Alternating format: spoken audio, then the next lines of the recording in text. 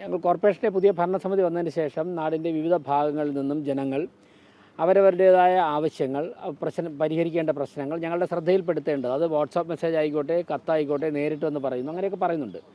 കൗൺസിലർമാരൊക്കെ വരുന്നുണ്ട് പുതിയ ഭരണസമിതിയുടെ ഇടപെടൽ പ്രതീക്ഷിച്ച്. അപ്പോൾ ഇത് എൻ്റെ ചുറ്റും രണ്ടിടത്ത് നിൽക്കുന്നത് ചാല വാർഡിൻ്റെയും മണക്കാട് തന്നെയും കൗൺസിലർമാരാണ് ശ്രീ SKP രമേശ് സരിതയും.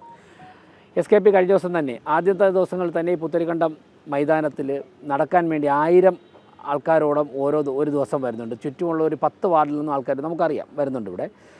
അപ്പോൾ കുറേ കാലമായി അവർക്ക് പരിഹരിക്കേണ്ട ഒരുപാട് പ്രശ്നങ്ങളുണ്ട്. ഇഴജന്തുക്കൾ ഞങ്ങളിപ്പോൾ വന്നപ്പോൾ തന്നെ ഒരു പാമ്പ് അവിടെ ചത്ത് കിടക്കുകയാണ്. ഇഴജന്തുക്കളുടെ ശല്യമുണ്ട്, തെരുവ് നായ്ക്കളുടെ പ്രശ്നമുണ്ട്, അതോടൊപ്പം തന്നെ ടോയ്ലറ്റിൽ വെള്ളമില്ല, കുടിവെള്ളമില്ല, ഇങ്ങനെ കുറേ പ്രശ്നങ്ങളുണ്ട് ഇവിടെ.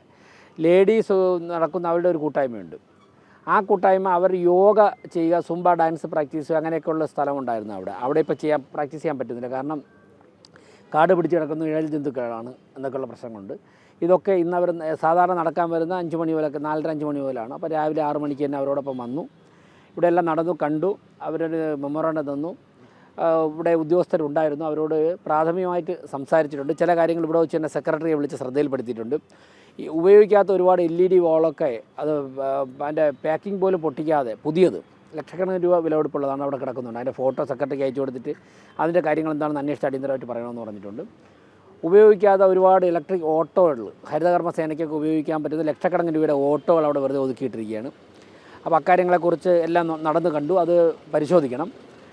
അപ്പോൾ നാളെയോ മറ്റന്നാളോ തന്നെ ഈ പ്രദേശത്തുള്ള കൗൺസിലർമാരും അതോടൊപ്പം തന്നെ കൺസേൺ ഉദ്യോഗസ്ഥന്മാരുമായിട്ടുള്ള മീറ്റിംഗ് നടത്തുന്നുണ്ട്. അതിനുശേഷം ആരെങ്കിലും ഒരാളിനെ, ഒരു മുതിർന്ന ഉദ്യോഗസ്ഥനെ പുത്തരിക്കണ്ടം പാർക്ക് പരിപാലിക്കുന്നതിൻ്റെ ചുമതല ഏൽപ്പിക്കുന്നതിനെക്കുറിച്ചുള്ള ആലോചനകളുണ്ട്.